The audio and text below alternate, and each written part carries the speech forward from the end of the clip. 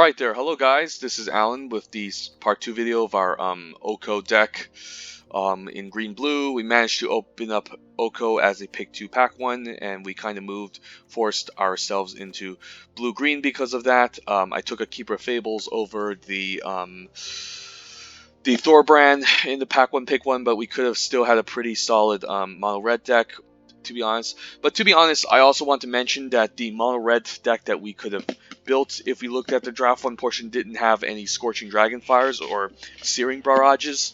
So we could have ended up in a mono red deck without removal, and that could have been a problem. So maybe sticking with the Keeper was the right choice.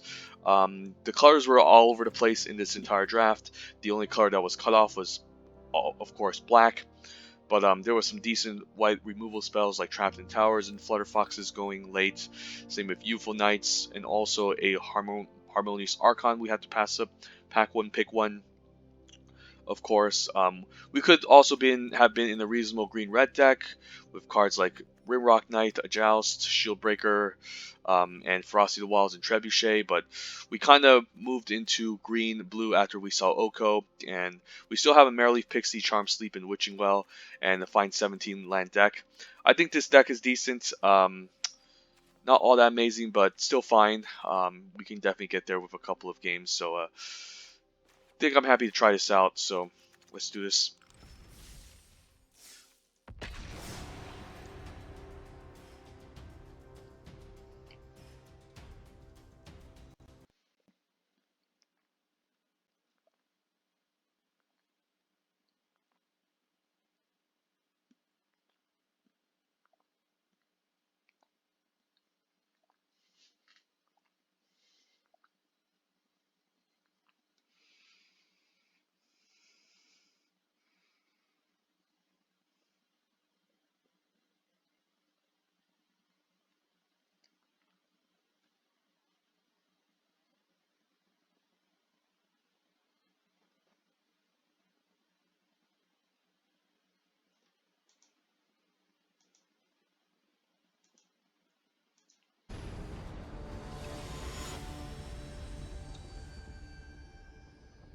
Alright, hopefully we can get there.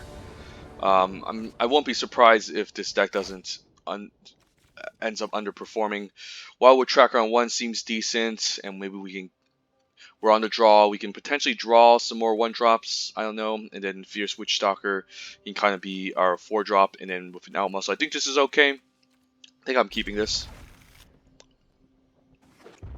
Opponent's in red, so hopefully we're not playing against another mono red deck. I think 17 lands is still reasonable, even though it seems like we're flooding out. Okay, so we definitely need a 2-drop. Okay, another Wildwood Tracker seems great. I think I'm fine attacking the first one. Just get 2 damage in. These both trigger off of each other, and I can still trade for another one. So that's pretty nice. A 1-drop managed to trade off for a 7 Dwarves that could get even bigger than usual. Hopefully the 3-drops allow us to maybe get an attack in. Guess not. I could just attack and offer trade, but I don't see a real incentive to. He is definitely playing the blue-red card draw, and this Tome Raider doesn't seem too scary, so I think I'm fine passing here. And with 7 islands and 10 green, we still managed to stay mono green in the early games, so definitely seems like we should have enough going 10-7 and forward. Alright, 7 Dwarves, sure. Return of Nature to answer the Improbable Alliance seems great, but I think the Fierce Witch Stalker is going to be played here. And I don't mind trading this Wildwood Tracker for his 2-2 at the end of the day and getting 2 damage in. As long as I can lower the amount of 7 Dwarves, I think that's worth it. Could have a pump spell, so I might consider not blocking here if he attacks with the 7 Dwarves. And maybe just outmuscle it next turn. I do have Outmuscle for Adamant, but he is definitely keeping mana up. Alright, that's fine. There's Trail of Crumbs. I mean, that's fine actually, he can destroy that. Opponent has a good potential double block against this Fierce Witch Stalker. So, I actually don't mind outmuscling here. Now, the question is, which card do I outmuscle with? Should play the island, which could potentially eventually get me the Charm Sleep mana. If I outmuscle the Wildwood Tracker, it can become a 3/3 that starts attacking, and the next turn the other 2-drop won't trade off with the Wildwood Tracker profitably, so I don't think I mind that. So we can do something like this. This is adamant, so it's indestructible. Definitely killing 7 dwarves, and then we can get in for a total of 7 damage. And this is going to be still difficult to block next turn. All he needs to do is pretty much kill off my Fierce Witchstalker to prevent this from buffing anything. I guess now he has a good double block on this Fierce Witchstalker, so he might hold back. Ooh, now a Rosestone Halberd seems great. Definitely looking to equip this with the Fierce Witchstalker, and he can double block the Wildwood Tracker if he wants to. Red Cap melee, sure. Yeah, nothing I can do about that. Opponent still loses a land for this. I guess I can still play out land, equip the Rosethorn Halberd to the Wildwood Tracker. Should I just go for an attack? Probably not, because he can just double block and trade. So I think I'm fine saying go here. I don't want to lose this, to be honest. Ferocity, okay, so now he can start hitting me for 2 in the air. I think that was a little bit of a mistake here, attacking with everyone.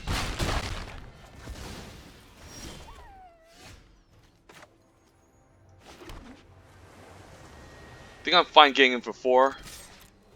And then next turn, if he attacks, I can just return to nature, in a sense, to kind of bait him into attacking, so I can potentially attack him for 4, so...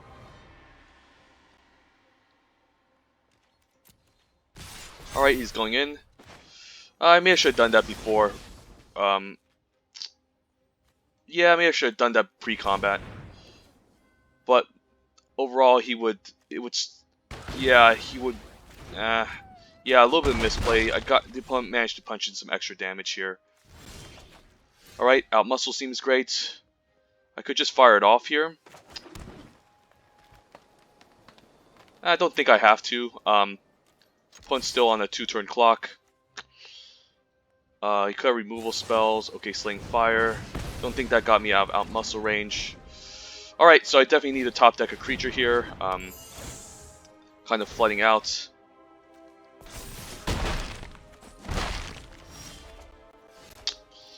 Alright, now looking great. A single card draw effect gets just pumped. And you could just have a single draw spell to give this first strike. Alright, I guess we kind of just flood out and lost the game. Ooh, I guess I can still make food and put up a blocker, so that seems pretty decent. And I can still outmuscle. I think I'm just going to tap a little bit more efficiently. And I can still sacrifice food to gain life. So I think this is pretty nice.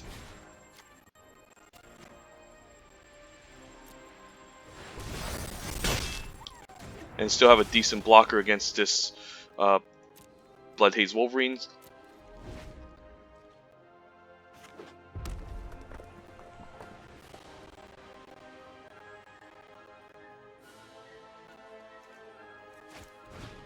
Okay, Thorbrand's just going to win him the game here, I guess. Yeah, maybe I should have drafted around Thorbrand, but I still didn't pick up enough removal spells, to be honest. I mean, it was still a little bit high variance, and there wasn't any Slaying Fires or Scorching Dragon Fires being passed with Thorbrand. I guess I can Acolyte and equip onto it, but then I'm still dead in the air, so yeah, good game.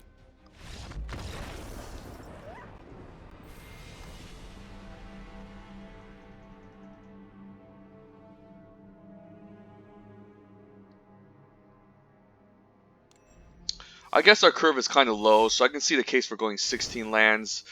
But then the question is, what else do I play? I can't really splash for anything with a single Rosethorn Acolyte. The other green cards aren't that amazing. Like Velda Pheasant, I guess. I don't want to play a second Jousting Dummy. So maybe I can still stay with 17 lands and see what happens. But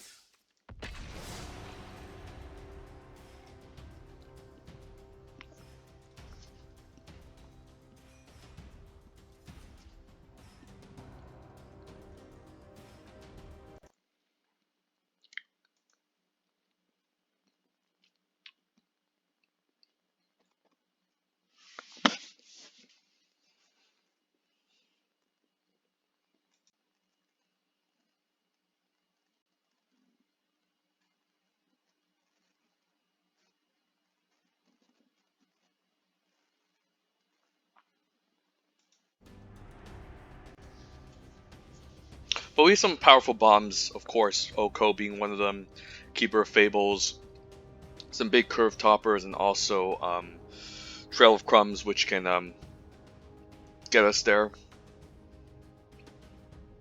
But that last game, unfortunately, we didn't draw any, of course.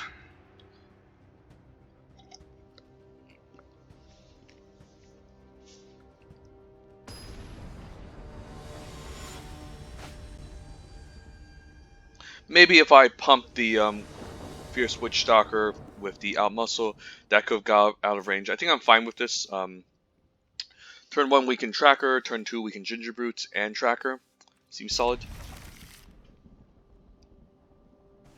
And just need a single land to have the Rosethorn Acolyte active. But I'm happy developing the Tracker turn 1.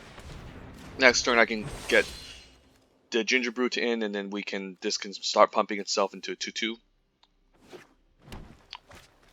Alright, Merrilleaf Rider. Guess I can still trade off here. So I think the play is Wildwood Tracker, play a land, Ginger Brute, and then attack in with a Wildwood Tracker. Seems pretty decent.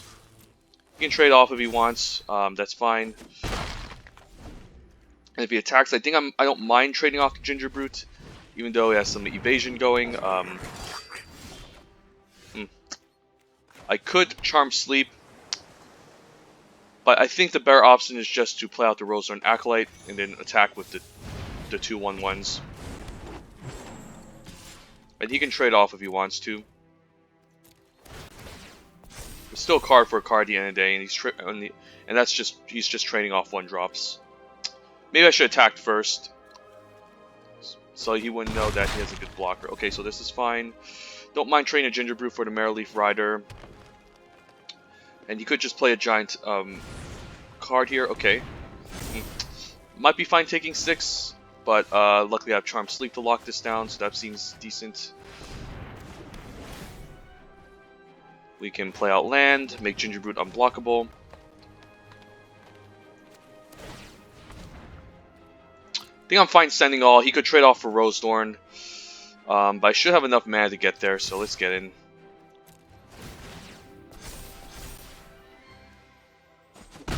And he doesn't block. Wondering why. He should have at least traded off for the Acolyte to prevent some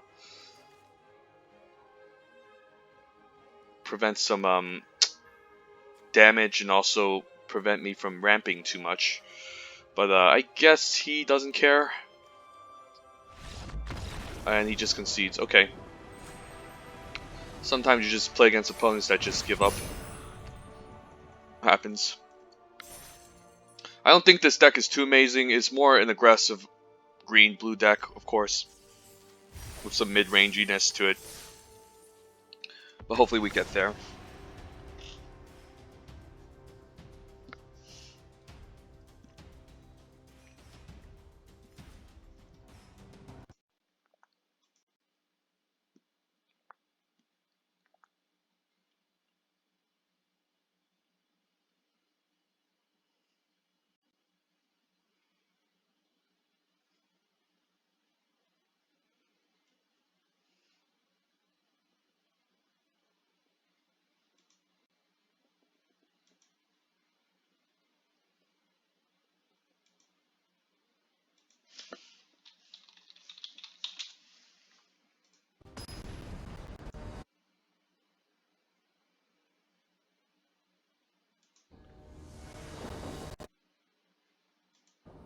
Alright, Wildwood Tracker on 1. Then we can follow up with a Wildwood Tracker and an Island. I think this is decent. And I can scry into lands 2 on my turn 2. Which can potentially get me into a turn 4 Tree Folk activation or out muscle. I think this is a fine keep, especially on the draw. Definitely need a lot more lands for a Tree Folk, but I think I can get there.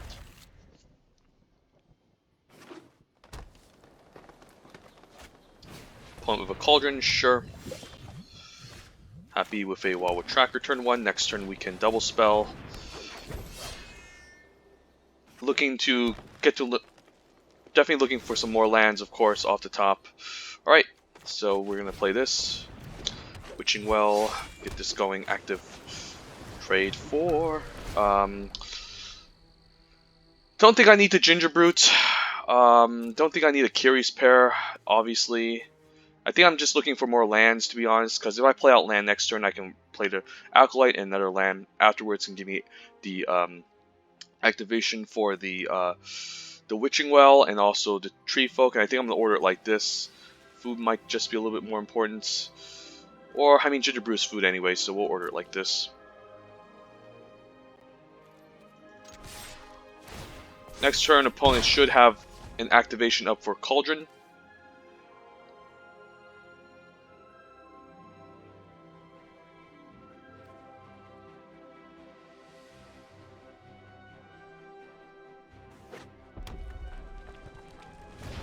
Right? Sure. Don't have any good attacks. I guess the opponent could now just Cauldron away my Acolyte, of course. But I still have Outmuscle to fight with it, of course. Alright, that's a scary card. So now what? The plan might just be to grow the Rosethorn Acolyte and attempt to outmuscle the Rampart Smasher the turn after. Don't think I want to sacrifice Witching Well. Don't think I want to outmuscle right now, of course. Don't have any good attacks with Wildwood Trackers because he has double blockers against them. So I think the play here is just to pump up my Acolyte, get out of range of the Cauldron, and next turn set up a nice outmuscle against this Rampart Smasher. And this is going to have Adamant too, so it should be indestructible. He of course could use a pump trick to stabilize against the Rampart Smasher. Hopefully he doesn't have Searing Barrage. I'm fine taking 5 here at least. Could block, but going down to 15 should still be okay this early in the game.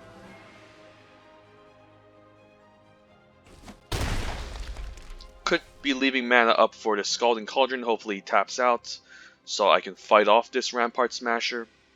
He could have his own Joust. Ooh, Opportunistic Dragon. Well, that's scary. And he also steals my Witching Well. That's rude. Okay, so maybe the choice here is just to fight off the Opportunistic Dragon. I could also just play out the Tree Folk. I think we had to fight out the Dragon. We currently don't have any reach right now, or any way to deal with the Flyer. And I also like to get my Witching Well back. And I'm going to leave this behind just to block the Rampart Smasher, and we're just going to say go. I might do some weird triple block if I have to, just to make sure I can kill this and he doesn't have like a Bargain or something that punishes me for a single block. So I might just throw everything in front. I'm fine losing the Wildwood Tracker, of course. But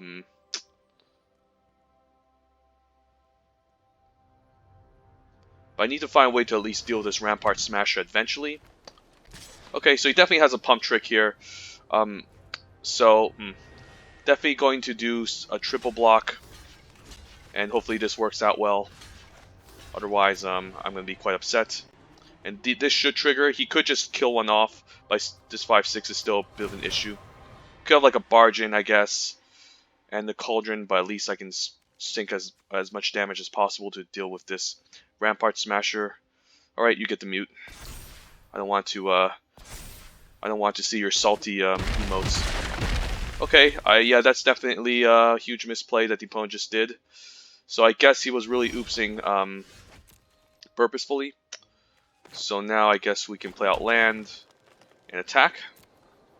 Get in for 5. Hopefully, you could have a removal spell here, but that's fine, I guess, because he's going to have to sack Cauldron, use the pump spell, and trade off an Acolyte, and then I can still play a Tree Folk to follow up with. So I think an attack here is fine, especially if the opponent is stuck on 2 cards. Managed to take out 2 of his powerful creature bombs. So I think we're kind of in a good spot here.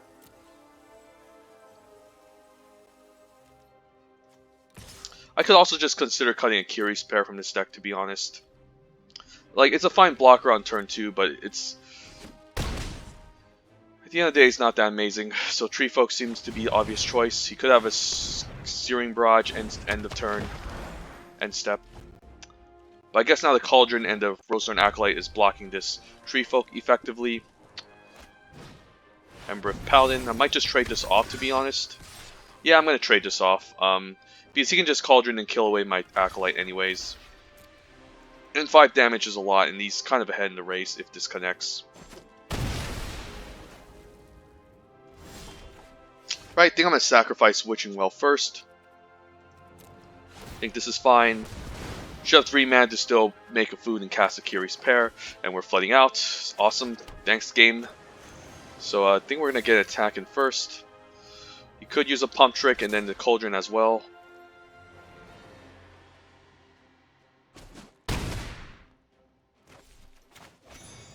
Now I can make a food, play out the Curious Pair. He can stack the Cauldron to the Curious Pair, that's fine. There's better targets for him to kill, and I'd rather just have him kill the Curious Pair.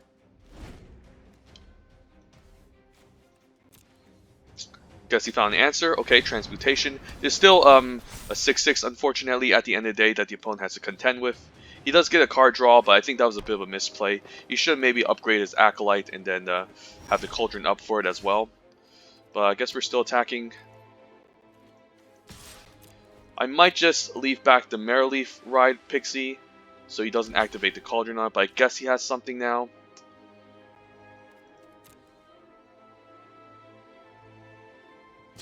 Alright, makes sense, and then he's also going to use up a Cauldron. Totally fine and reasonable play.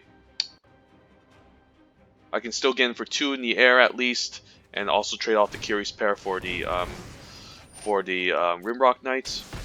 But opponent has to 2-for-1 himself. Fine playing out land. Yeah.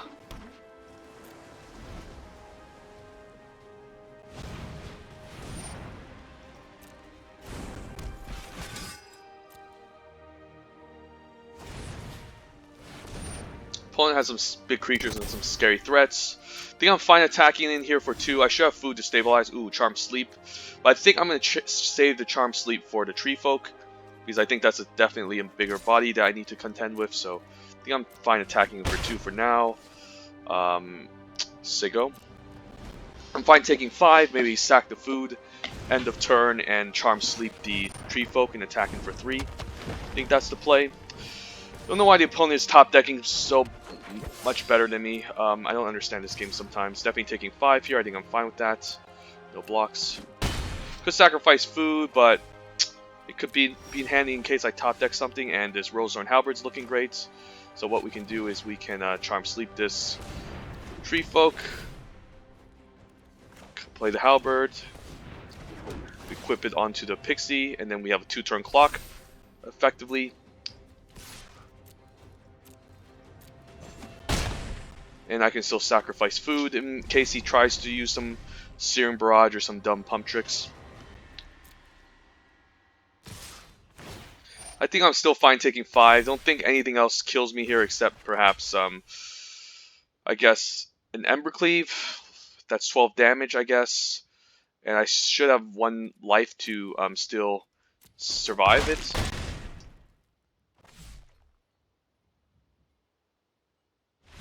Alright, Charm Sleep came in handy. And the Outmuscle.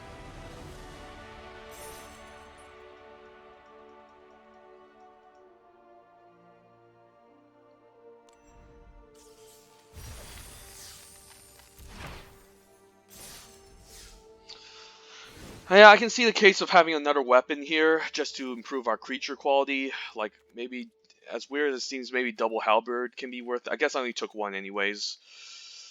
I don't know, maybe Fell the Pheasant could be something I can place in this deck. How many foods? 1, 2, 3, 4, 5 ways to make food. 6, 7. I feel like this deck is lacking something. We should have removal. We have double Outmuscle, Charm Sleep. I don't know, it might be strange, but I might just main deck a Fell the Pheasant, I guess.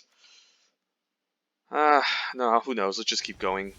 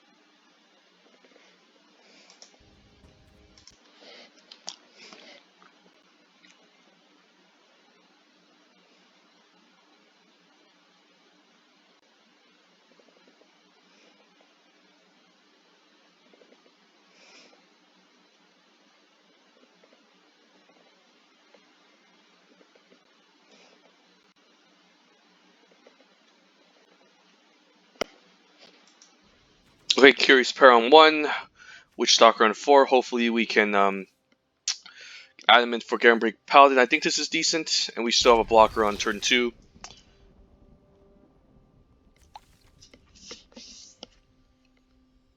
Opponent mulligans a card away. I guess he's on a draw. I forgot.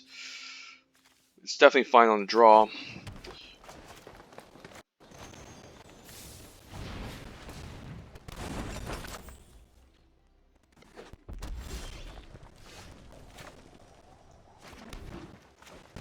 Could have played an island just to have Charm Sleep up. But I don't think I'm casting Charm Sleep this early in the game. Okay.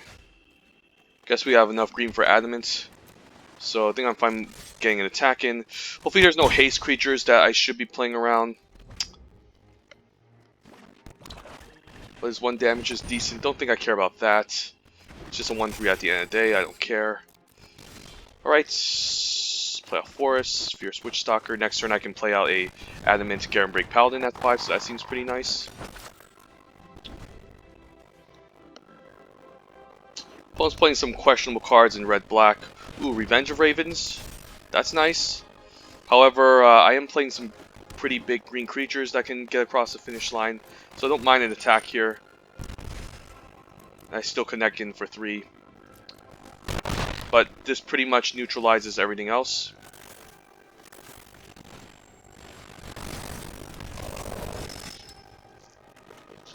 Opponent have a Searing Barrage, now he's a Shambling Suit. Guess he's might just end up double blocking a Garenbreak Paladin at the end of the day. So I might just lead off with the Fierce Witch Stalker attack because I don't want him to double block my Garenbreak Paladin. I'm fine with a single trade here. And if he decides to double block, that's fine. Guess he's just gonna take it. Okay. I guess I'm gonna just set these up as blockers. I would love a weapon off the top. Or something, or another big green creature. Or even Return to Nature can be fine here. Okay, Raging Redcap.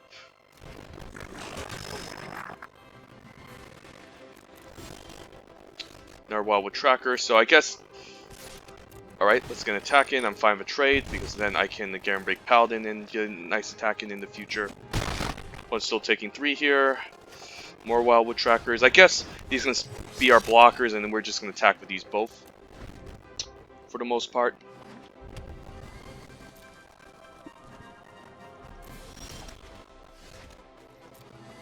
Fine with a single trade with the 3-3, then my Garenbreak Paladin can start getting in. But for now, 3 damage per turn isn't the worst. And maybe just keep 2 lands to represent something. I could play around Reaper, of course. Okay, that's annoying. So now he can make a food in the process. So I guess I need to just wait for Return to Nature or a way to get rid of this Revenge of Ravens. I don't think there's any good attacks.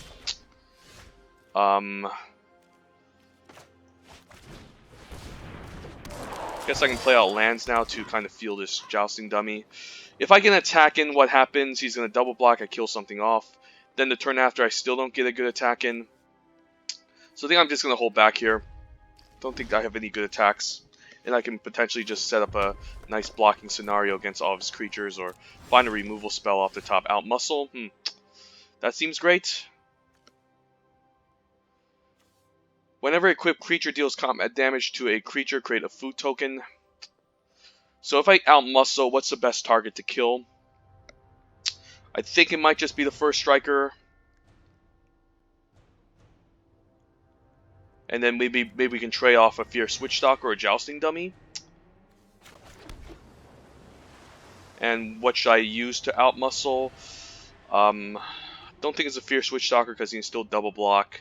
Might just be the Carver. I mean, he can equip the Skewer next turn, I guess. But either way, if I kill a Shambling Suit, it still just becomes a 3-3. I guess that's reasonable.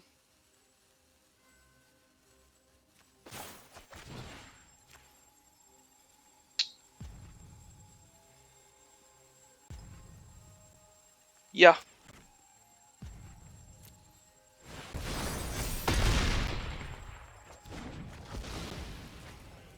And I guess I can still trade off for a Witching Wolf here. A Wicked Fierce Witch Stalker, I guess, for a 3/3 Raging Red Cap. He still makes a food in the process, but it's still a trade nonetheless. You could have a Pump Spell, I guess, but this is still fine. Pretty happy with the trade. I guess he makes 2 foods because his regular combat damage and first strike. So he's sacrificing a food, which effectively reduces the power of this Shambling Suit. Guess he can start equipping the Skewer, but I still have a Jousting Dummy that I can start punching in.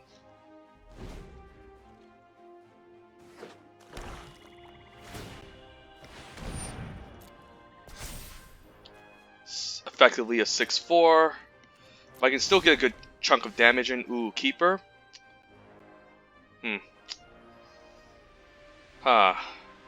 This is tempting. So I could just trade off the Paladin. I think that might be worth it.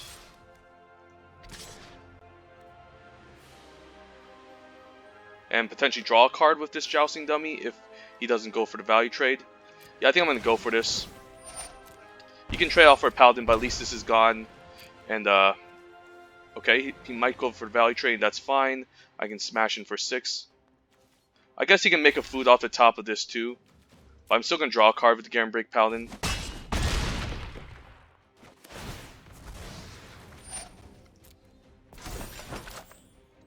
Which I prefer, okay. Guess we can play out lands to go.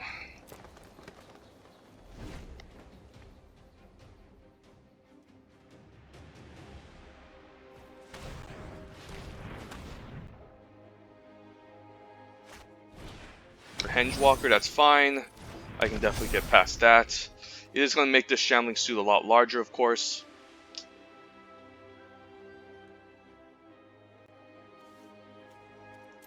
I might just send in both Keeper and Garenbreak Paladin next turn. Even though I might trade off the Keeper, at least he's kind of forced to... Okay, I guess he's moving the Skewer now, makes sense. So you have 2 good blockers against this, so I still need to find a removal spell off the top. Okay, Charm Sleep looks excellent. So I can Charm Sleep away the Shambling Suit, and then Garenbreak Paladin has a pretty nice effective attack. Seems solid. Definitely not attacking with Keeper here. So now Garenbreak Carver can get in, he can chump block, but that's fine. This is still 6 damage and draws me a card. So yeah, I guess Revenge of Ravens does have some problems dealing with these big green creatures, and if you don't have a deck with removal with them, it's a bit of a liability, so...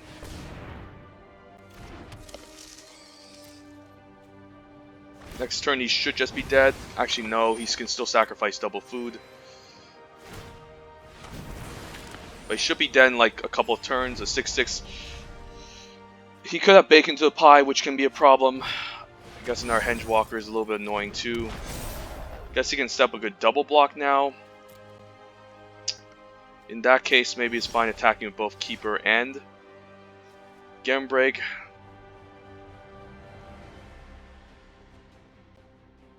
Keeper dies, but at least this Garenbreak can still get past the 7/7. So I think I'm attacking here.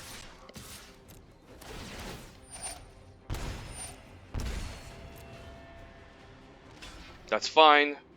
There's no first strike, so I still get the card draw trigger.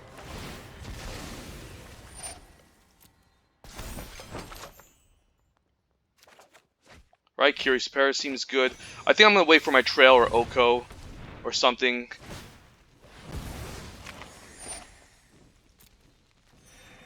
But in that, I'm still at a healthy life total, and I think I can play everything out here. Don't need to be scared of anything here, so just going to play everything out. Say go. Hopefully Oko can come into the battlefield and maybe I can steal this Hengewalker. But now he doesn't have a good creature that can block this Garenbreak, so he's kind of forced to chump block. Ooh, a Witching Well, so I guess we're going to do that first. Return to Nature seems solid. I think I'm liking that. So I guess we're going to draw.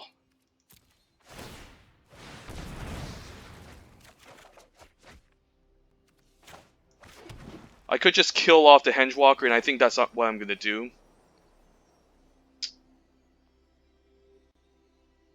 Sure, and this should be enough to kill the opponent, of course.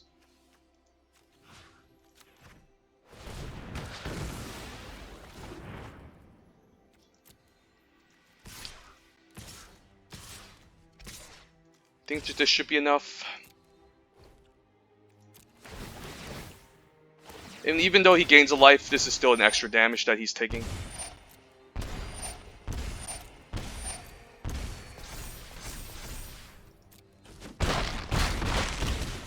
Alright, managed to be a Revenge of Ravens deck with Skewer. Alright.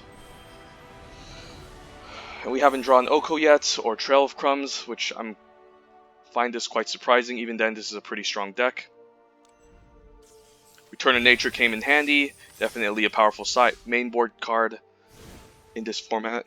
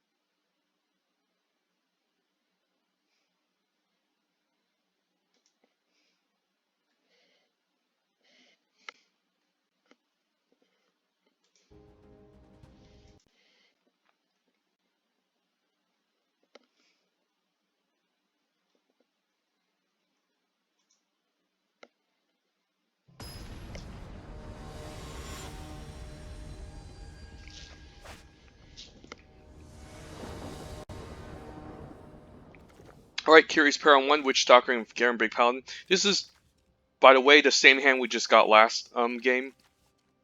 And it was perfectly reasonable. But this time we're on the draw, so we're kind of slower behind, but I think this is still worth keeping. A turn 1 play, a turn 2 play. We just need a turn 3 play, and then we should be fine.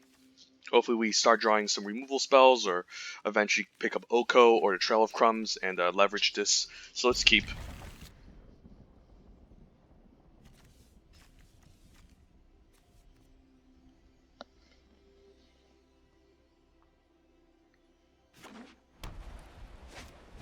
Cauldron, sure. And then I can play out perhaps Jousting Dummy or Curious Pair next turn, depends.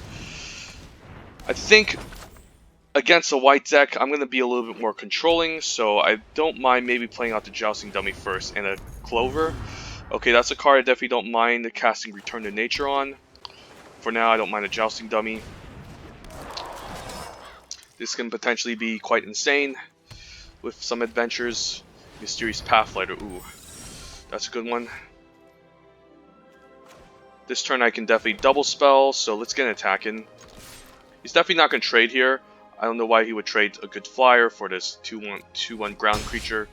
So now we can develop a Gingerbrute. We can develop the Curious Pair.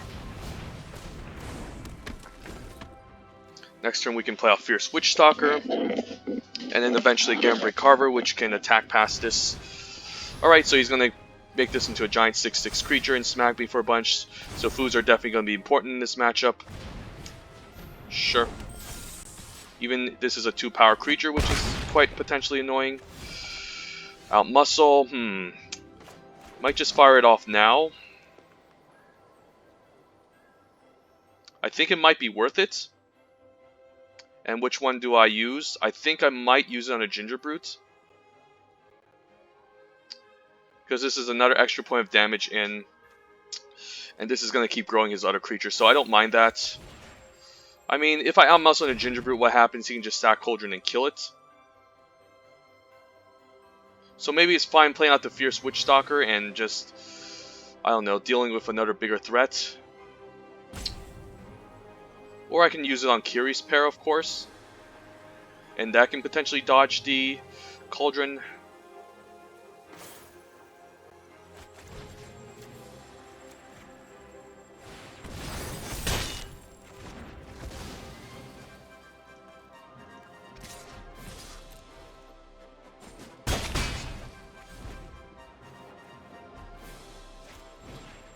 Clockwork Servant's great, but I can still block it, so it's nothing I need to worry too much about. Don't think I need to get a single attack in with the Fierce Witch Stalker yet. I could play the Witch Stalker, of course, just to maybe if he has removal that I need to get rid of. And I don't think I'm going to die anytime soon in the air, so maybe this is fine. And then we can make Gingerbot Brute unblockable and get an attack in.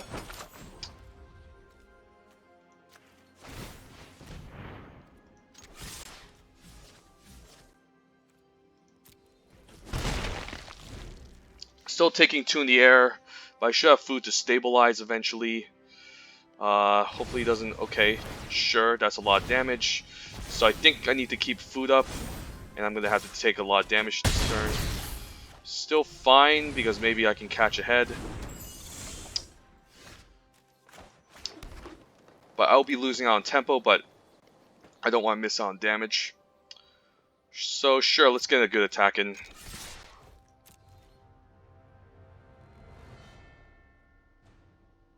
I'm fine with him training the Ginger Brute. I should have enough food to stay alive. Still. I could play out the Paladin, but again, I need to stay alive, so I'm going to hang back here.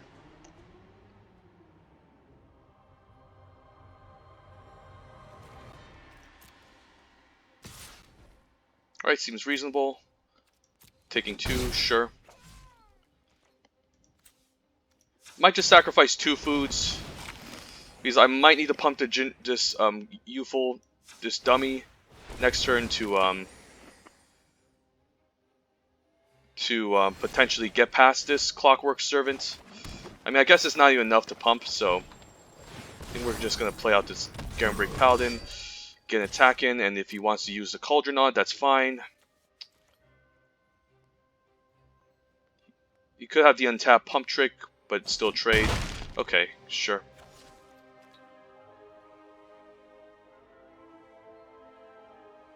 Alright, that's fine, sure. I still have 2 big creatures that can attack past, and I can just swarm, I guess, next turn. I don't think unless he has a second Guide Mutter, I guess that kills me. So maybe, I don't know, the turn might have been just to Alpha last turn, since he's at 1. Oh, wow. Jeez, we managed to get there. Okay, pretty scary, Lucky Clover deck, but even with Fierce Witch Stalker and all the foods, we managed to make it. Haven't drawn Oko yet, haven't drawn Trail of Crumbs, but I'm surprised we even got this far, to be honest. I don't even think this deck is that powerful. So, currently 4 wins, just 3 more, and we can get to our 7. And just 2 more, and we can make back our gems, so let's continue.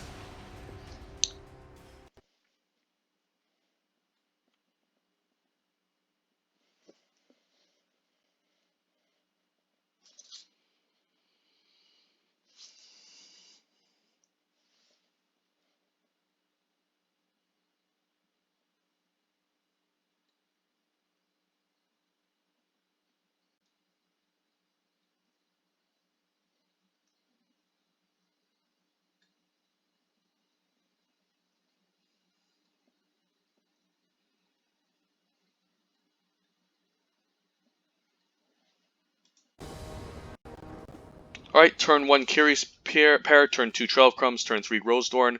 All we need is maybe an island, and we should have everything, so let's keep. Obviously making a turn 1 food, and then Trail of Crumbs, turn 2 is incredibly powerful, and hopefully we should get enough mana to leverage this Kiri's pair to find our playables. Witching Well, sure.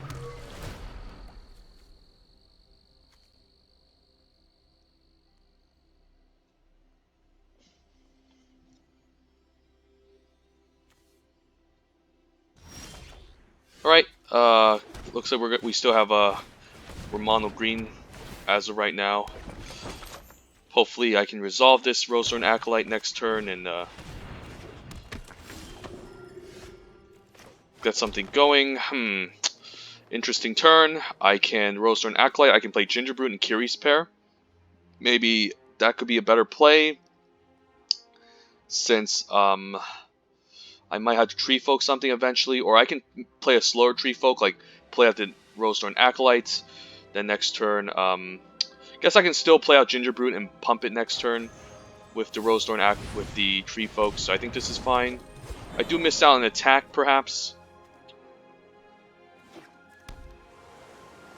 It's still a fine target to Tree Folk here.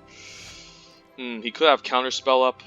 Maybe I attack, but then but he can still sack his Witching Well, but that can still be worth it, I guess. He's definitely keeping up Counterspell mana. There's no reason he should not. I'm fine maybe just getting attacking. I don't know. Maybe it's fine just to make a food here.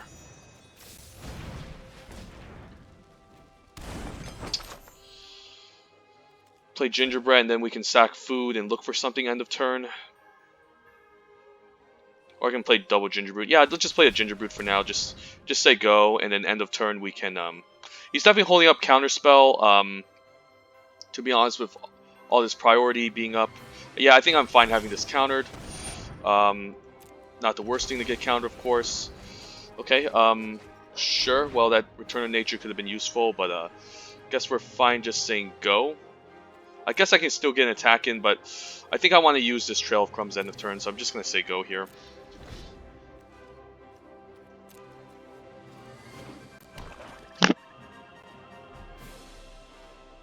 Now the opponent can sacrifice Witching Well end of turn, or keep up a counterspell as well. So he's obviously being blue-black mill, so that's obviously the color combinations that are looking to leverage this mill strategy.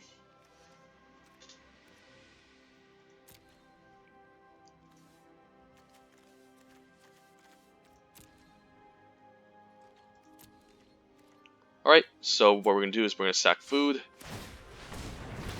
Trigger off the Trail of Crumbs. I'm still going to play around the Gingerbrutes, of course. I mean, the counterspell. Managed to get a land off of the top. I think I prefer to play out the island now. Could just stack another food and go with the Trail of Crumbs. I think I'm going to do that. Definitely don't want to play my Tree Folk into the counterspell, so I'm going to pay 1. Wildwood Tracker seems decent. Yeah, that seems pretty decent, so I think I'm going to play this out. And then play out a Kiri's pair, which seems fine. Could have at least, again, sacrifice another food. But I'm fine with him sacrificing Witching Well and drawing cards. I don't really want to play my Tree Folk into, like, a counterspell. And I should maybe prioritize keeping cards in hand now, just so I can play around the Reaper of Nights. So my hand's pretty bad against Reaper if he has one. Okay, yep, he got me there. Should have played around it. Pretty dumb mistake. Huge misplay. Yeah, maybe I should have kept the hand, 2 lands in hand, but at least, like, this Trail of Crumbs can at least find me some playables. Off the top, Fierce Witchstalker looks great. Don't mind if I play it out.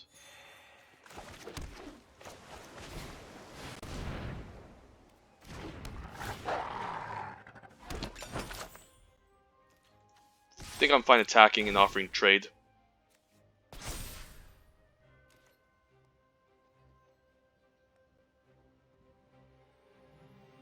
Yeah, this is a good trade. I think I'm happy with this. You could have a Soul Tiny, but I mean, at least this is out of the way, and yeah, I think this is fine. You could just flash into Soul Tiny. Sure. Yeah, maybe I should just kept the land in my hand and not play it out so I don't die to this Reaper. Knew it was coming eventually, so I got kind of punished for that. Revenge of Ravens is annoying. I can still get in for 1. The Owl Muscle doesn't do anything, so I think I'm going to sacrifice food first.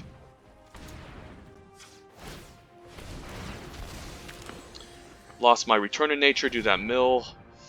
Mareleaf Pixie seems decent. I think I'm fine attacking for 1. I don't think playing out the Curious Pair accomplishes anything.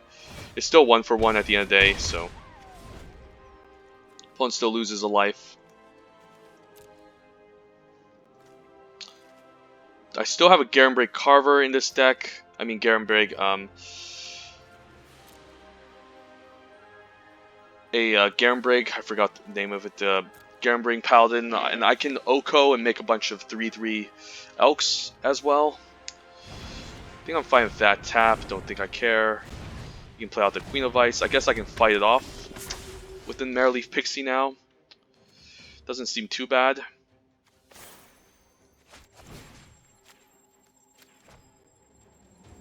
And I can still get an attack in for 1.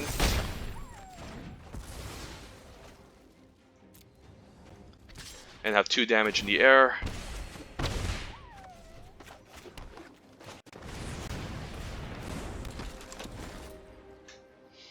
This Reaper can only fly while it's attacking. I think I should have kept lands in hand now that I think about it, so the Reaper doesn't gain flying when it attacks. So yeah, a bit of a misplay there. I think I'm going to start keeping cards. Yeah, I think this game might have cost me due to the fact that I dumped all my, I played out all my lands, and I forgot that, you know, of course, Black-Blue has cards like Reaper of Night. So, some huge misplays here, but I did gain a bunch of life and value off this Trail of Crumbs while I was at it. Also, if I manage to play out an Oko, that can be pretty nice, since I can turn everything into like a 3/3 Elk. But for now, not happy about the situation. Should have kept the lands in hand for discard against Reaper, so I didn't lose this Tree Folk. Gingerbrew isn't going to accomplish anything, but I guess I can sacrifice it. Damn, that was a bit of a misplay. Yeah, I should have just sacrificed it. Let's just do it now.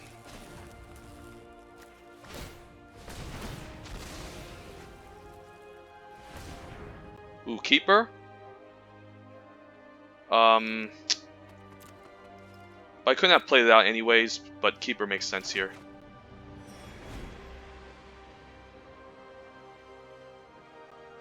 And I wanted to get an attack in for 2. Okay. Well, that was pretty bad. Now he can steal my Keeper and just play it. And this Reaper is going to draw a million cards. Yeah, huge misplays this game. I guess he could have stolen the Outmuscle anyways and eventually deal with my Keeper. So either way, I don't think there's any way around Covetous Urge. But for now, we're going to keep land in hand, attacking for 2 per turn.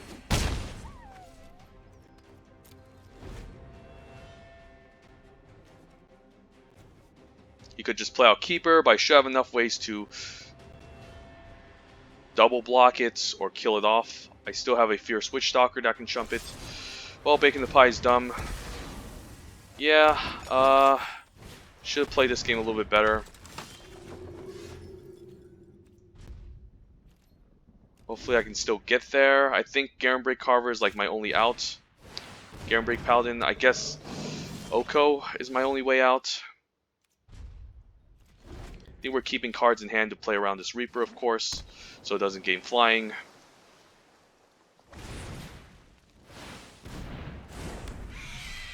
Guess you can also attack with a Turtle 2 to tap something down, which is quite annoying. And I think I might just... I guess I can't kill off the Turtle anyways. So he's going to start getting in for 4 and drawing a card every turn. How do I win this? But probably Oko.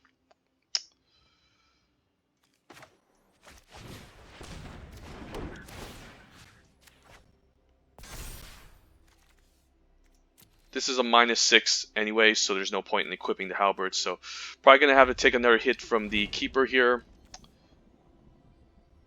But at least I have a good block on this Mistford River Turtle. Very Vandal's scary. And now he can draw cards to pump this. Yeah, so I don't see myself winning this. Did a couple of misplays against the opponent. So I think I'm still keeping land because I might have to end up playing a land and playing a creature anyways.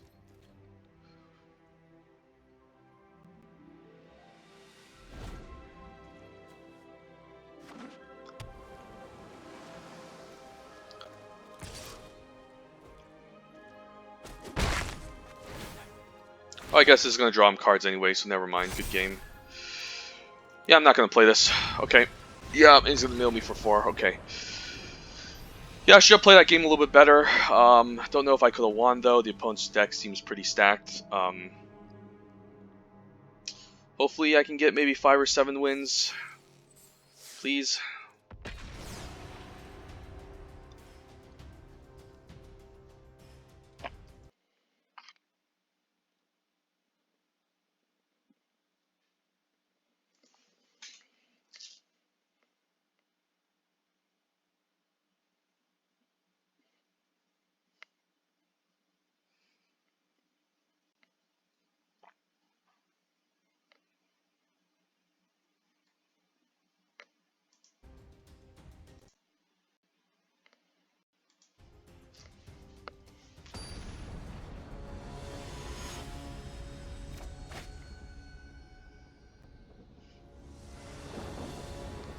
Alright, Ginger Brune on 1, Curious Pear, Sporecap Spider. Not the most aggressive start, but I think it can be fine and keepable. So yeah. And the Halberd on Ginger Brune is kind of like a good, pretty decent upside. I think I'm going to start with Ginger Brune attack, just to punches for some damage early. Another forest off the top would be nice, since I can equip the Lance onto this. I think I'm going to start punching in while I can. I could make a food, but it's better off to just, just get some damage in right away while I can, just to outrace the opponent. Next turn I can make this unblockable and still play something. Would be bad if I run into Reef Soul, I guess.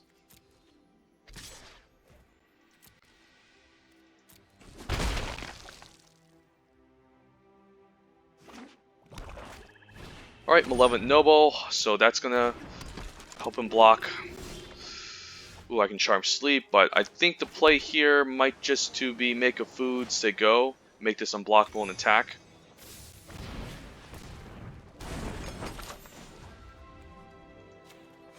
Want to sink in as much damage as possible against the opponent.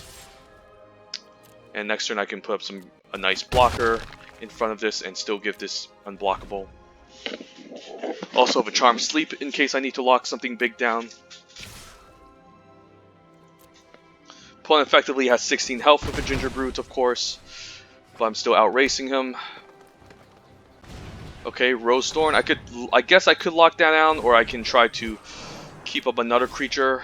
Land is good off the top, so now I can play out the Sporecap Spider, make this unblockable, get an attack in.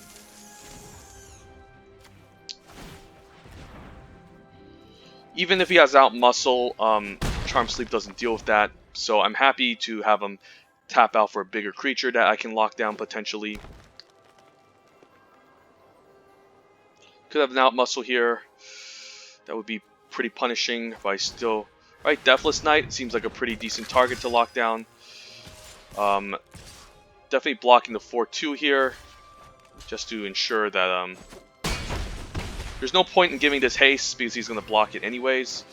I guess now if Keeper Fable seems fine, and then we can get an attack in for 3. And if he wants to trade, that's fine, because he can still block this even if I give this evasion. I could Charm Sleep and play out Curious Pear to have more blockers.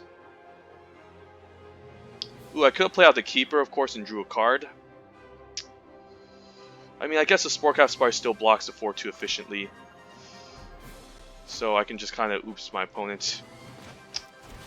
Could have drawn a card off of this, but I think this is still fine. Still might block with the 1-5 against the 4-2 to play around the pump spell. And I might still be fine taking damage with these 2-3s. But now I can start making some blockable and drawing cards off the top. So a bit of a misplay. I could have drew an extra card. I'm such a noob.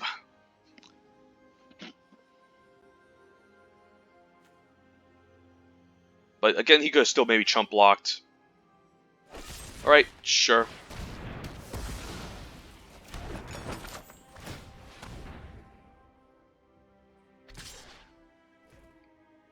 I guess I can still Charm Sleep this Deathless Knight and still get a good attack in with the Keeper. I think that's fine, reasonable. He shouldn't have enough power to deal with this Keeper. So now I can lock this down. and he can't get it back with the food. And now I can connect. He could chump block, but that's fine. I'm happy with that. Opponent's tapped out as well. And if this connects, I could draw a card, which is pretty decent. Okay, opponent's just going to take it. That's nice. Alright, not bad. But I still think I'm going to be mana efficient here and play out the Kiri's pair. Now I might as well just play out land, because even if he has Reaper, I want to at least get the value off of this land, so...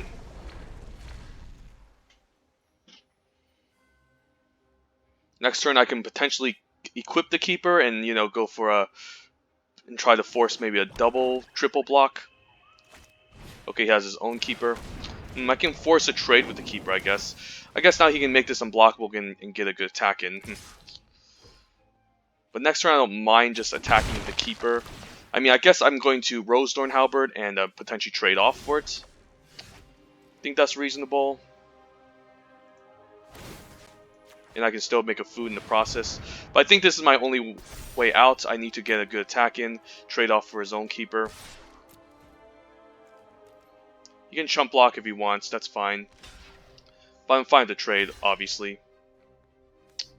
Makes sense to kill his own Keeper.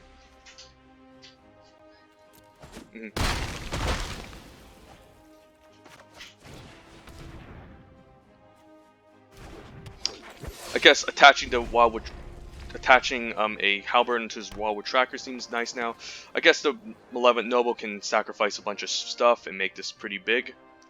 So that's kind of scary. Sure. I can still block this efficiently at the end of the day. Of course, he's going to use that to gain life and, okay, get it back. But he can't cast it on the same turn unless he plays out a land.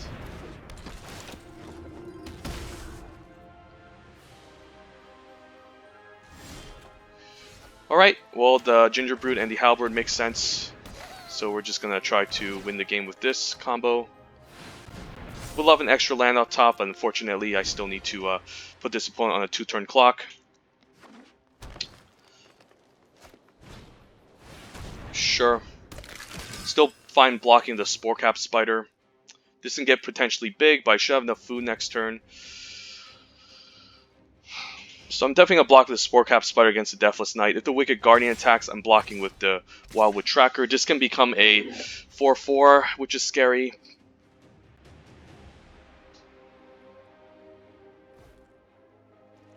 I think the reasonable blocks are here, here, and here. I could just double block this.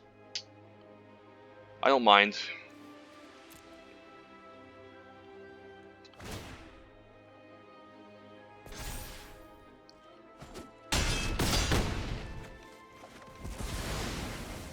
I have a 3-turn clock with a Ginger Brute and also have food to sack. Okay, I guess it's a 4-turn clock now. Okay, so I do need to find some answers. I can still play out my own Kiri's pair, make a food. Okay, Merrily Pixie seems excellent, so what I'm going to do is play out the Treats to Share. Play out the Pixie. Make this unblockable, maybe sacrifice a food end of turn to gain some life. Yeah, I think I'm going to do this. Just so I don't get double blocked by Rosethorn Acolyte. I can even equip the Halberd onto the Merrily Pixie next turn if I have to. But he's just going to block and sack here, makes sense.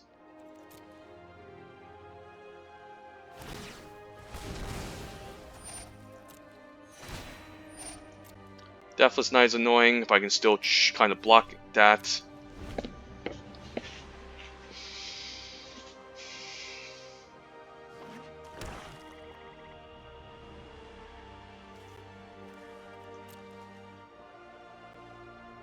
Might move the Halberd onto the Pixie and chump with the Ginger Brute. It's possible. I mean, this is still like a 3-turn clock with the food going on.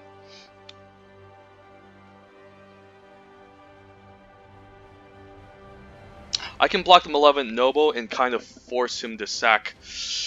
I guess he can still sack 2 foods and like kill off my Sporecap Spider and still have the Golden Egg to revive the Deathless Knight. I guess he has like Forever Young now. that he's thinking about, so this is quite annoying. Okay, sure. And he can just keep healing. I need to find a way out. One of my outs, maybe Oko. Maybe I should play this game a little better. I definitely messed up some turns. Okay, a tree folk, that's even more annoying. Sure. I might have to force a double block if he tries to attack with everyone.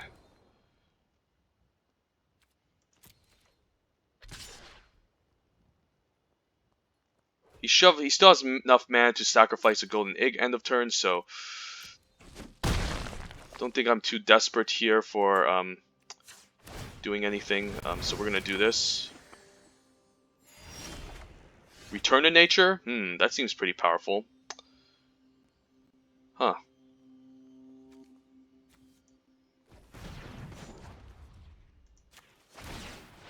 I could just obviously use it right now while he's tapped, and I think I will. I mean, I guess you could just sack the Ginger Brute, of course, to the Malevolent Noble at the end of the day and make this into a 4/4.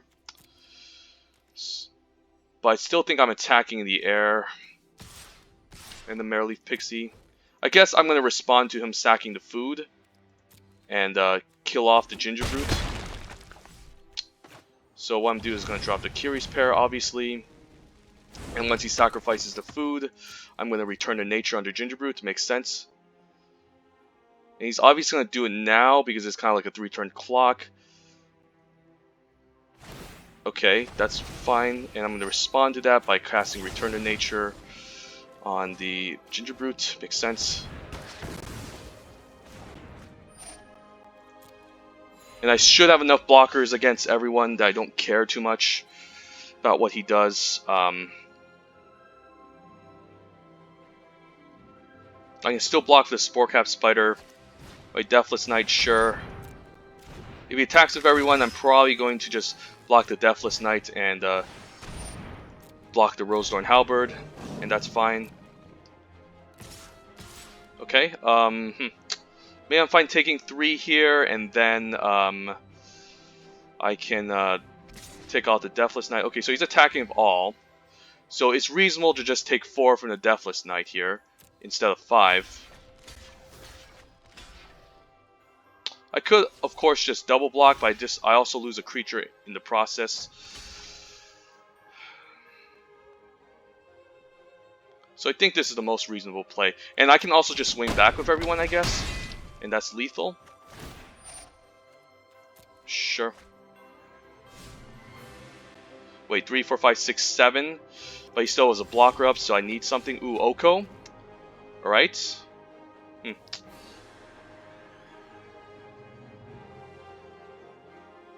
I guess I can start making food with Oko.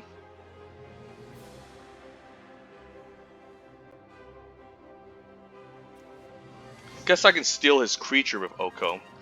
But yeah, let's cast him first. I'm certain you're quite charmed to meet me. If I attack with everyone, what happens? He can block my Kiri's Pair. That's 3, 4, 5, 6. Ooh, I guess I can make my food token into a creature, and that's game over. Okay. Alright, yeah, sweet. Good game. Gaze into my face and put on your true shape. 3, 4, 5, 6, 7. Exactly 7. This is lethal. Wow, yeah. Oko won me the game. Jeez. Wow. That was sweet top deck. Jeez. Yeah.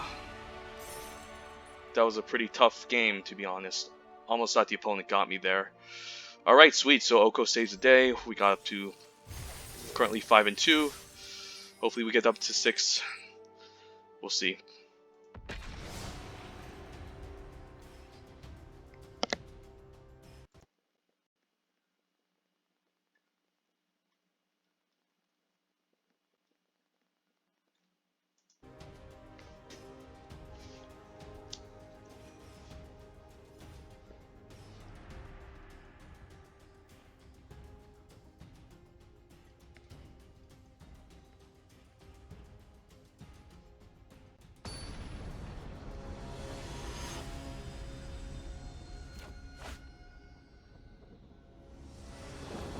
Alright, tracker on 1. Do need some more lands, but I think this can be okay. A third land gives me access to Sporecap Spider. I still have 1 and 2 drops. I think this is fine. I'm keeping here. Now the interesting part, I could just leave off with the Curious Pair and I have a turn 2 play. But I guess I have a turn 2 play making food anyway, so maybe Wildwood Tracker is fine just to get a little bit of damage in case the opponent doesn't have anything.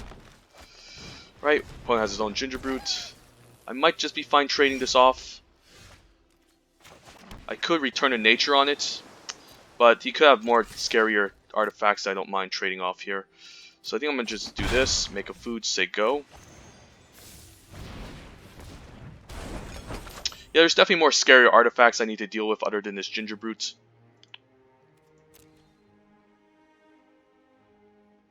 Next turn I can make this into a 2-2 with a Sporecap Spider.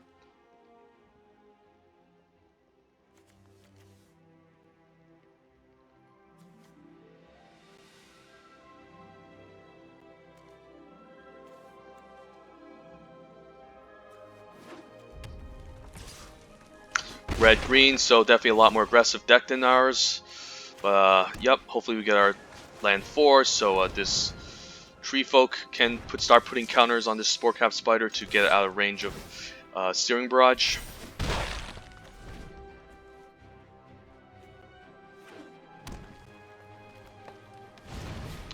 Acolytes? Alright, I guess I could attack with this first. Let's see. I could just put counters on this and try to get a good attack in. Out muscle. If I attack, he's just obviously gonna block. If I Tree Folk on the Sporecap Spider, however, it's gonna get out of range of Searing Barrage. So the question is, how greedy do I want to get? Like, if I Tree Folk on the Wildwood Tracker, I can get a good attack in, but that's gonna punish me with Searing Barrage. I think the play is I could just Tree Folk on the Sporecap Spider and attack. Yep, I think that's reasonable. And this becomes a pretty decent blocker. And it survives Searing Barrage. Yeah, I think this is the pretty good play, and I can still outmuscle with this. Okay, red cap. Raging red cap. Ooh, the Halberd, so that's scary. Luckily, I can outmuscle this next turn and get a good attack in. And we'll do it now.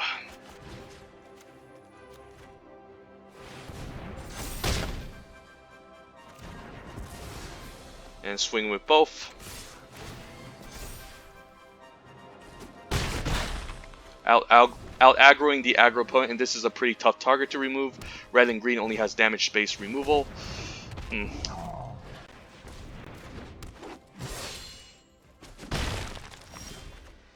I guess I can try to attack, but I don't think that's worth it, simply because he can easily block it off. Could just play out the Paladin, I think that's fine. And that can potentially trade off for the Rampart Smasher, and I can still destroy the weapon if he decides to equip. Searing Barrage, okay, sure. Not with Adamant, though. Ooh, Charm Sleep, okay. Wow, I think this is just our lucky day. We're just top decking all the cards that we need to win.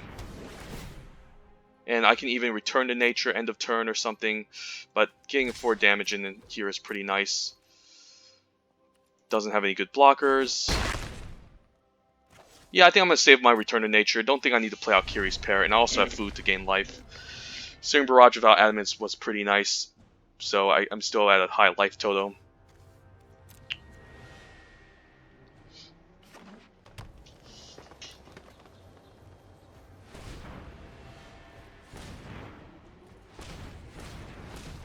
And he's going to equip.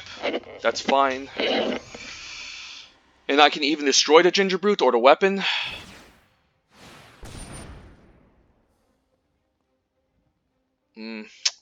This is hard. I could just destroy the weapon. I'm going to let this resolve first, though, and see what he does. He's attacking. Could just trade off since this isn't doing much. Actually, I could... Yeah, this is even better. So what I can do is I can destroy the target artifact, being the Halberd, and then I can block with the Wildwood Tracker and get a nice 2-for-1 here. Alright, barge in, sure.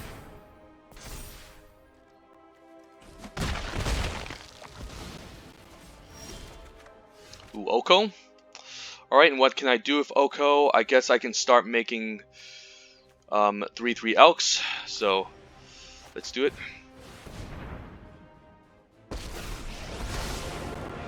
Don't mind turning this into a 3/3 Elk. And absolutely true. I invite you to change your ways. Wow. Alright, Oko the bomb. And he has to chump here, otherwise this is lethal. So, opponent with a pretty interesting red-green deck. It seems like he was more heavily slanted towards green, so he didn't get the payoff from Searing Barrage. But a fine deck nonetheless.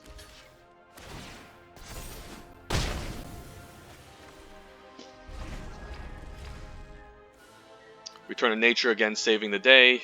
Able to take out the weapon. I could have shot at the Gingerbrute. Okay, awesome. 6 wins. I guess we might head to 7 wins. Let's take a nice stupid snapshot of this deck.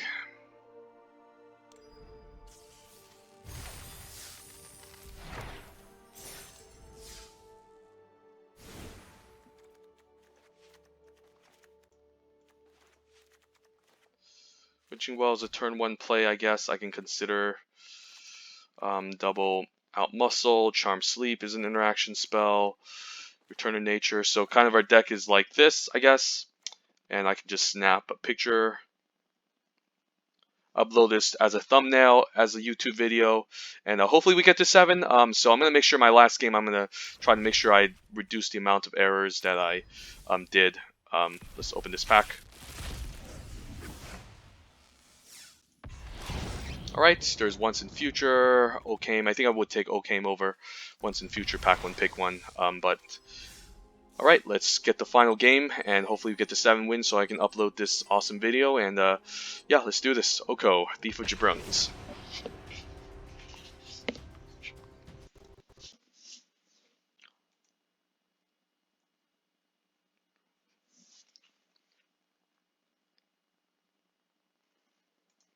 Okay, Wildwood Tracker on 1.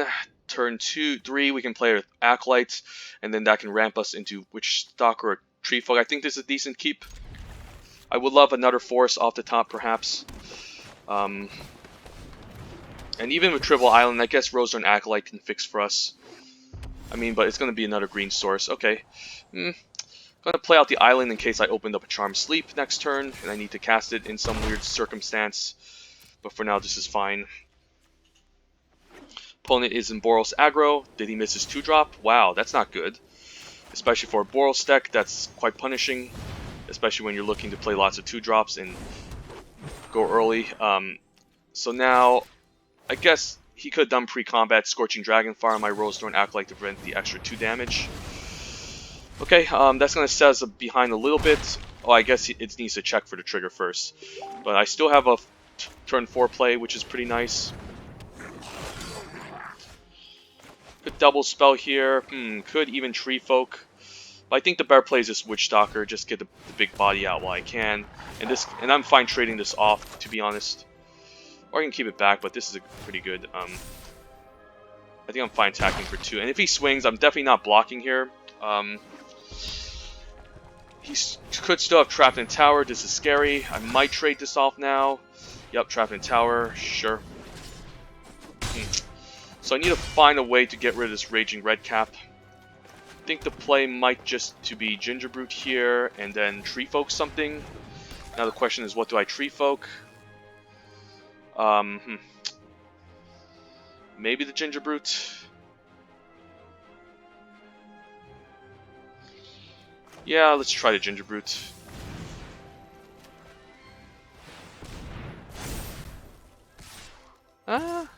Can I outrace him? This is 4 damage. I'll be doing 5, and that's 6. Might have to keep the Gingerbrute back, perhaps. Might have to play some defense and trade off for this Raging Red Cap. Could have a barge in, but I think I'm still blocking into this. Well, that punishes me. And this is going to punch in for a lot of damage. Okay, think I'm still fine playing out the Tree Folk. And getting in for 2. Hopefully another Searing Barrage is just game over off the top. Hopefully there's not another removal spell. I'm fine blocking this if he does so. But he used up 2 removal spells. His third one off the top would be pretty absurd. Might have to keep up Jousting Dummy to maybe chump block and just get as much damage in this Tree Folk next turn. Alright, opponent just passes the turn. I think I'm fine attacking this Tree Folk. It is a lot of damage. And I still have chump blockers to leave back and a way to gain life.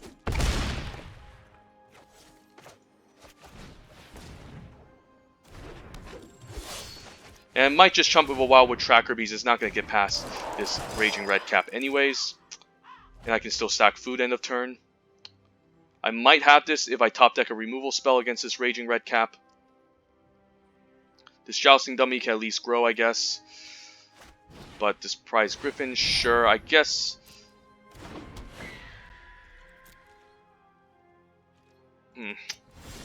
Alright, Curious Pair can make a food. I can get an attack in with this Tree Folk. Maybe if he double blocks, I'm fine trading off the red cap. And then next turn, I can try to get an attack in with these 3. I think this is fine. I'm fine with double block here.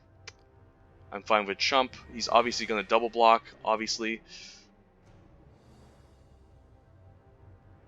I think I'm going to kill the Raging Redcap because it has first strike. And I have a problem dealing with that. The Griffin can fly over, however, but this first striker is scary. So I think I'm liking this, killing off the Raging Redcap first. And I can still pump and get past this Prize Griffin, so I don't mind that. And I can still make a food, play out Curious Pair. And in some situation I can outswarm the opponent with all these cards. Opponent seems to be flying out. I'm fine if he attacks with Griffin. I would prefer he attacks with the Griffin. He might just keep it back. Ooh, Ginger Brute. I don't mind that. And I might just attack with a Jousting Dummy. What if I attack with all? He has 2 good double blocks. He's definitely going to block here. It's still not lethal. So I think I might just play it safe here. And just make the Ginger Brew unblockable and get in for 1. Don't think there's any good attacks. Opponent's just playing defense for now. Opponent's emoting me. He might be salty because he's not getting the playables he wants. Alright, so from Squire is just going to block and pump. Just going to try to block the battlefield so he doesn't die. Alright, Silver Flame's Ritual is scary, sure. 4 damage is annoying, but I can still stack a food. I might just stack a single food end of turn. Like, I could top deck Trail of Crumbs, which I need. So what we're going to do is going to sack food here, which is fine. And I can still survive another attack off the top. I think it's reasonable to make this unblockable. The Jousting Dummy, this still blocks the Jousting Dummy proficiently, and I don't get a good pump in. So if I attack with all, what happens? He's going to block here, block here, block here. Still not enough. So I still need to kind of chip out with this Ginger Brute. So I think we're going to say go. Could just take this 4, and then he might just leave it back. Yeah, he's going to leave it back and keep it slow. Alright, another land off top is good. 5, 6, 7, 8, so I can still only pump this twice. It's not going to get past the Prize Griffin. There's going to be a turn where he has to alpha. Or send in the Griffin.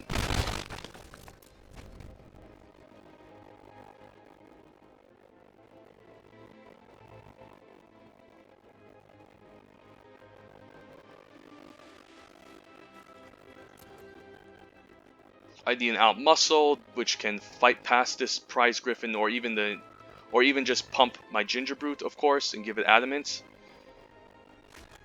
Okay, Ogre Aaron is just another creature, I guess. Sure. Another land off the top. Okay. I can't attack with R, or else he's just gonna get a good block in. But I still can do like a nice double. I can still try to chump everything as much as possible and still swing and still survive and swing back at the opponent. Okay, keeper. Neither keep. I don't care. You might just get an attack in for 4.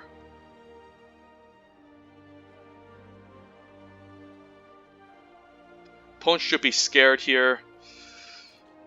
Yeah, he's definitely scared. I think I'm going to keep land in case I get... Oh, outmuscles, great. I guess it's just good game now. Yep.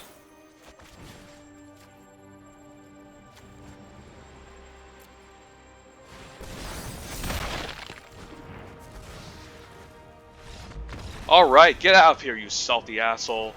Woo! Yep, 7 and 2. Get out of here. And yeah, I guess I have another 7-win video to upload.